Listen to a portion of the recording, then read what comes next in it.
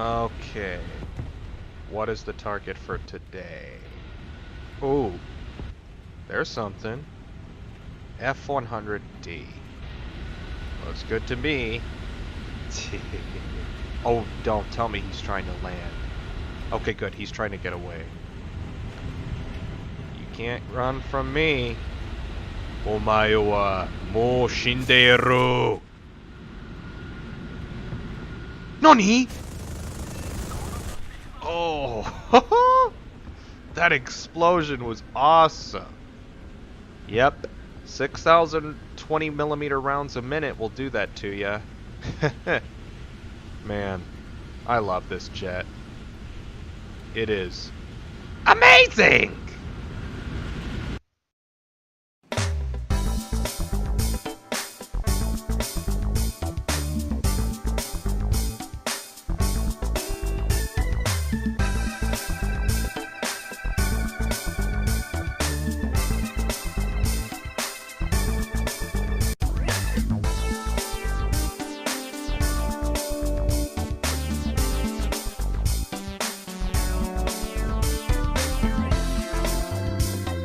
Konnichiwa, Sauber desu. Channel o yokoso. Howdy folks, Sauber here. Welcome back to the channel. You know, I have to admit, my attempt at doing my introduction in Japanese actually wasn't that difficult. Second only to German, it was actually really easy. It only took me 3 attempts to get the wording and pronunciation right. Although I did had to get the translator to say my name right, because for some reason it wanted to pronounce Sauber as Yo Okezara, and I was like, what the heck is that? So I went through the translation options, and finally I found an option that said Zauba, and I thought, there you go, that'll work. But anyway, the star of the show, the Mitsubishi T-2, aka the Supersonic Stork. And man, that jet is amazing! Please don't copyright me, be amazed. But honestly, this jet is nothing short of amazing. It's got radar and a 20mm JM61A1 Gatling gun with 6,000 rounds a minute. So you'll get roughly about 7 or 8 seconds, okay, 7.5 seconds worth of fire rate. So you got to conserve your ammo accordingly. But this jet is amazing, and I just can't wait to show you it. Let's get into it right now. Okay. Alright, so, as you can see here, we got, interestingly, the disadvantage. Because the Axis side, well, it's kind of funny calling it that. This is a mixed battle, I believe. So, the enemy team got the air spawn, so they theoretically would have the advantage. Yes, this was a mixed battle, excuse me. And we had to take off from the runway. I really wish they would fix that on this map. I mean, it's understandable if it's an event. Like, this map, I remember playing it, the first time I played it was back in 2013 with my bullfighter. I forgot when they added it in 2013, this version of the Britain map, because there's many different versions of this map, including the gigantic, I'm probably not going to say it right, but the Ballon Zimmer map, aka the English Channel, and why is that map even in rotation? I mean, sure, it would be great for a touring competition, or even for the new rank 7 jets. And because it is so huge, did I say rank 7? I'm sorry, rank 6 jets. Ay ay ay.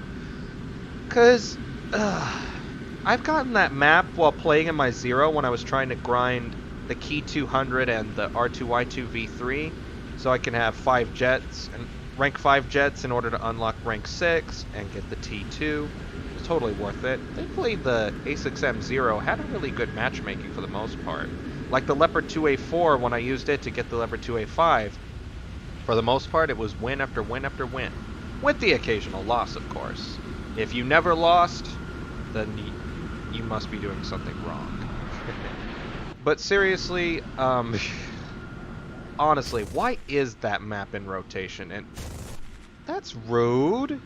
Why did you team kill your friend? I don't understand it why some people team kill. I mean, I understand if they're angry and like, hey, you stole my kill. Bop, bop, bop, bop, bop. But if you do it for no reason, like unprovoked, it's like, what's the deal? Good grief. Anyway, going back to the English Channel map, yeah, it is like just so huge. Like, it took me like 15 minutes before I even saw enemy contact. And sure, we won, and I survived to the end, and I got a decent amount of RP, but I feel bad for those that, like, spent 15 minutes trying to get, or, rephrase that, spend like 5 to 10 minutes to get into a match, then they get into a match, they get English Channel, it's like, slap to the face. You have to spend 15 minutes getting into a climb, you're almost at the objective, whether if you're a bomber or a fighter, and then you get shot down by a plane that's 300 meters behind you and never shows up on radar. Or not radar, but your, like, mini-map. Feels bad, man. It's like, I had a friend that was in his Arado 234B, going only about 350 miles an hour at around 15,000 feet, or 6,000 meters, somewhere around that. And then you get shot down by an R2Y2 that never showed up on the minimap. It's like, come on. I mean, sure, that approach is realistic, and I certainly love doing those ambushes myself, but I guess it could be fine-tuned a little. I'm not exactly sure how, but it could. Or if you want to go at it from a more practical solution, you could just simply remove the English Channel map from general rotation. Or alternatively, I will admit, you could use it for the new rank 6 jets, because when I played my CL-13 on this map in the past, I was able to cross from Dover to Calais, or the other way around, since we generally spawned in France if you were in the Axis. Well, you get the idea. From Calais to Dover in less than 8 minutes, going at about 600 miles per hour. Incredible right there. I mean, like, if it takes that little a time to cross the channel, whereas if you're in a prop it could take you 15 to 20 minutes, yeah, you could use maps like this for the new jets. But I just don't understand why it's in general rotation for props. Like, I even saw a YouTube video where people were in, like, battle ranking 1.0 and 2.0 in biplanes on this map. It's like, good grief, War Thunder. But maybe, hopefully one of these days they'll understand their little blooper and go like, oops, sorry comrades, we'll make it to jets only. But yeah, honestly, War Thunder, especially with rank 6 jets, could use even larger maps. I mean, maps like Korea and, or actually I haven't gotten Spain in a while, they're pretty good. It wouldn't hurt to have larger airfields. I would like to have a system kind of like with those experimental airfields, experimental maps as I like to call them, because I think they were a bit more of an experiment, because you can still get them from time to time, but the only two maps I know about that are like this is the AirRB version of Maginot and the Moscow map. Now, these maps are unique. They're east-west, and they have 2 airfields per side. So you have 1 airfield in the north and 1 airfield in the south for each team. And in addition to that, you get air spawn from the start, regardless of what plane you're in. And you have 4 bases to bomb before you can bomb an airfield instead of 3. But you're very unlikely to, most likely impossible to end the game by bombing the airfields, because there's 2 airfields and 4 bases. So chances are you're not going to get that. But in addition to that, I like maps that have multiple airfields because you have options. So if you're damaged, you can be like, oh, you don't have to be like, oh, I'm so far away from this one airfield. But chances are, if there's multiple, you'll be like, okay, I'll go to the nearest airfield. This one's closer to me. And you'll have an increased chance of being able to return to base if you're damaged. But yeah. And for the supersonic jets, it just gives you diversity and options and really interesting gameplay with multiple airfields spread out across the map. Having a large map where you can just fly around and explore and have more interesting engagements like this. So yeah.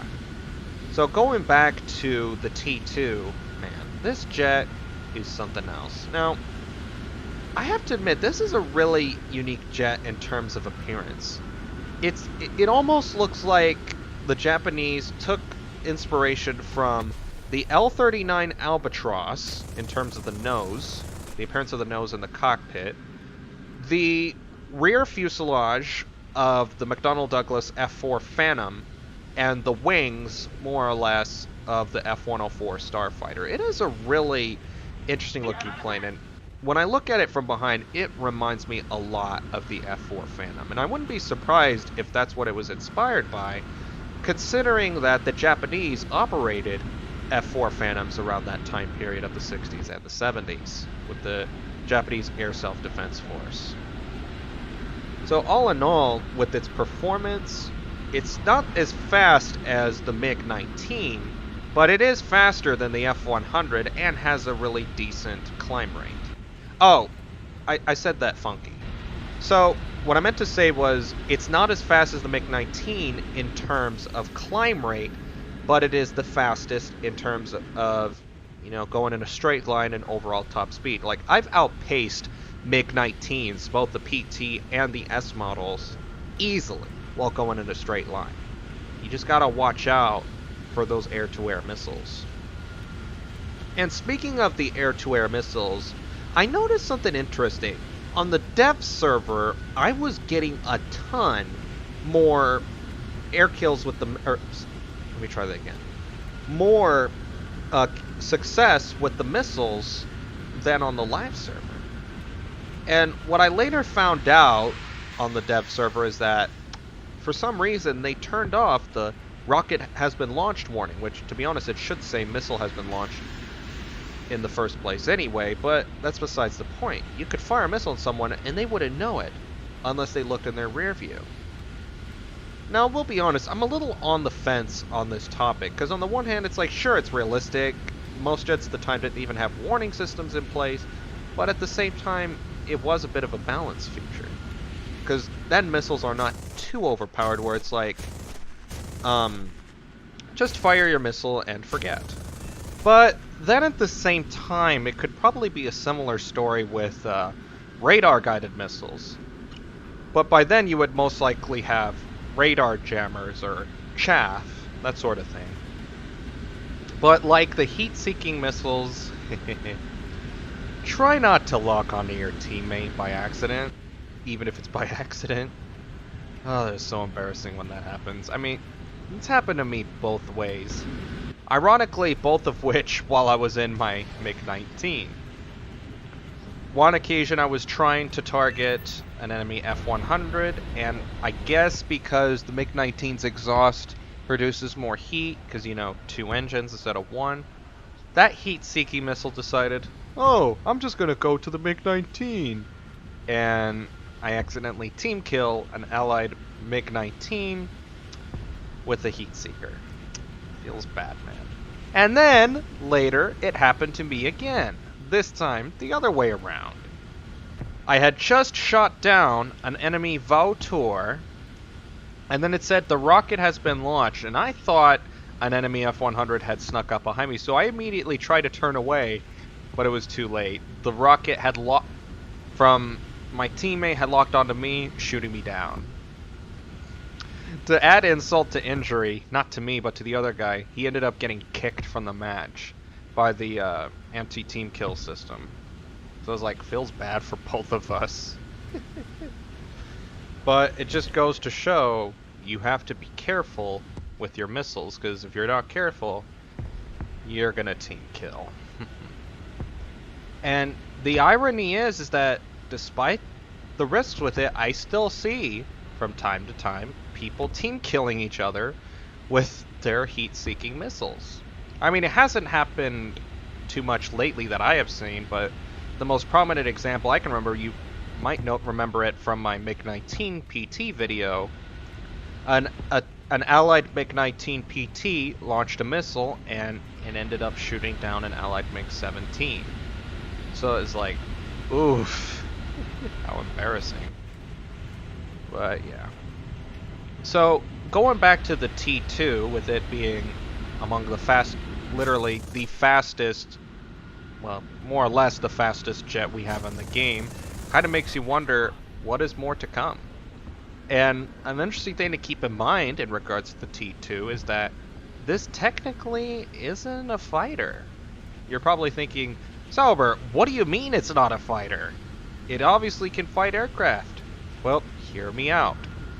The T-2 is actually a fighter trainer.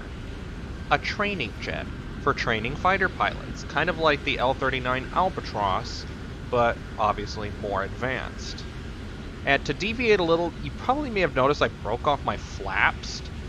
That actually was not intentional. I had my radar lock on set to Control F, but I later changed it to I think it was either Control R or Control C, because I kept ripping my flaps off by accident. I would press Control F, and either I pressed F first and then Control, or for some reason it didn't detect that I hit Control, and it'd be like, okay, deploying flaps, rips off. So I was like, really? And I'm like, I don't want to waste free repairs by doing that, so I experimented a little in a custom, and I found that Control C was a better option than just Control F. That way I would stop ripping off my flaps.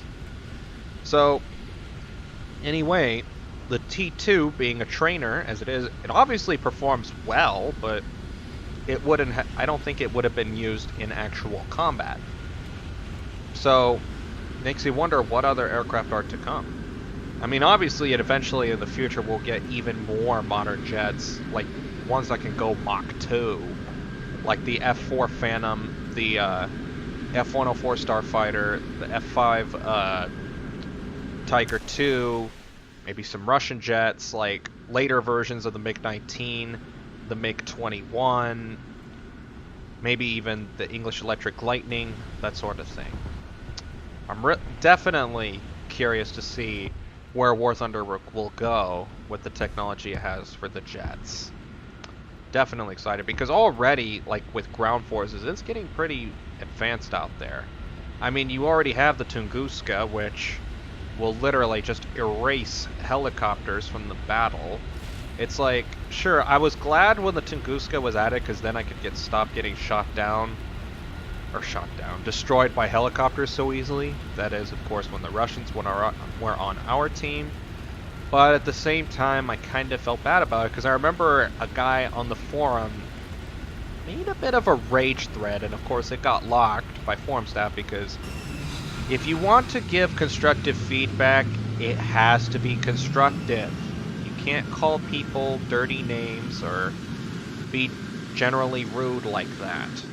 He was basically saying that the Tunguska should be removed, that it's too overpowered, and that you can spawn in a helicopter right away and then get shot down within 20 seconds. And he even showed a video of him getting shot down like literally 15 seconds after he spawned. So it's like, okay, maybe something could be changed about that, like, because War Thunder doesn't just remove a vehicle from the game. I literally can't think of a time, I don't think there was ever a time where War Thunder just decided to remove a vehicle from the game for any reason. I want to deviate a little. It's really cool when you get queued up with your mod buddies. Coke Spray and Leroy only were in this match. We weren't even in a squad. I don't even think Coke was in a squad with Leroy either. I just get in there and someone in the chat goes, "Oh look, it's the whole mod team. Hide." And I was like, what? And I look and it says Coke Spray and Leroy only in here. And I was like, that's cool. And then I found out that the Elite 96 forum moderator was also in this match. And he was like, Sauber, don't. I know what you're flying. And I was like, what? And I was like, oh, it's Elite. And then I see him in the Votor. I was like, okay, I'm going to be nice and go after for this guy instead. Someone eventually got Elite, but it wasn't me, people. I was nice. It wasn't me. I mean, sure, War Thunder has made some vehicles rare, not because they were overperforming, but rather because they were underperforming. And when I say remove, I don't mean like remove them from the game, but remove them from the store or from generally allowing you to buy it, be it if it was premium or a tech tree vehicle. Most recently, they temporarily did it with the Hago and those two entry-level French tanks. Of course, they re-added them back, but you get the idea. The purpose of that was that for people that had already owned those vehicles, sure, you could keep them, but if someone was new to the game and they didn't get those vehicles, you could not get them. And a few prominent examples of some vehicles that were removed due to low performance included the OS2Us, although I think they should the Kingfishers. I think they should re-add them now that they have a purposeful use in naval battles. Maybe one day they'll re-add those. But then there's also the PO2, although you do have an opportunity every year to get it, as for the past 5 years or so, you've been able to get the PO2 via the Night Witches event on Halloween weekend. I got my PO2 back in 2014? Yeah, 2014. And it's fun to mess around with. There was even an occasion where, I don't know why I even agreed to this, because of course I kept dying, I kept crashing. I, along with Leroy and Cokespray, we went into a top tier battle, taking our BT-5s and our rocket trucks, and tried to get enough spawn points to spawn in a PO2 and see what we could bomb. At one point I tried to dive onto this enemy tank, but unfortunately I ripped my wings because that thing cannot even go past 100 miles an hour. It's ridiculous. But then Cokespray was able to kill an IPM-1, so that was cool. We all had a good laugh, and someone on the enemy chat said, "Look at that, it's the mod team ruining the game." And it's like, come on, dude, we're not ruining the game, we're just using skill. Yeah, you saw that there. I mentioned it before, and I'll mention it again.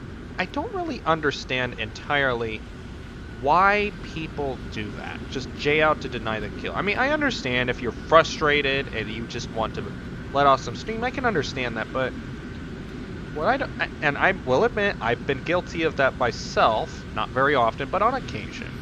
Usually if I'm really angry, but if I'm alright, I'm like, whatever, just get me. And then there's also been the occasion where a player has been like, I can't win, just shoot me down. And they slow down and they let you shoot you down. They let you shoot them down. It's an interesting paradox there. But the weird thing is that if you J out to deny the kill, you're still going to pay the usual repair cost. The only thing you're really not benefiting yourself, you're just annoying the other person. I think it's just more of a troll more than anything. But yeah. And so the one thing I want to conclude in this video regarding the T-2 is, this jet is not invincible. I've even seen sabers, not super sabers, regular F-86 sabers shoot down the T-2. And if you take out even just one of the two engines on this thing, oh my goodness, this thing slows to a crawl. There was one occasion I was trying to run from an enemy T-2. Thankfully I got saved, but he took out my number 2 engine. And so that slowed me down greatly. So when I tried to return to base, an enemy saber was able to shoot me down as well. Or actually, yeah, it was a CL-13 saber. So it was like, feels bad, man. But all in all, the T-2 is an excellent jet to fly, and I'm certainly interested to see what other rank 6 jets we can receive in the future for the other nations.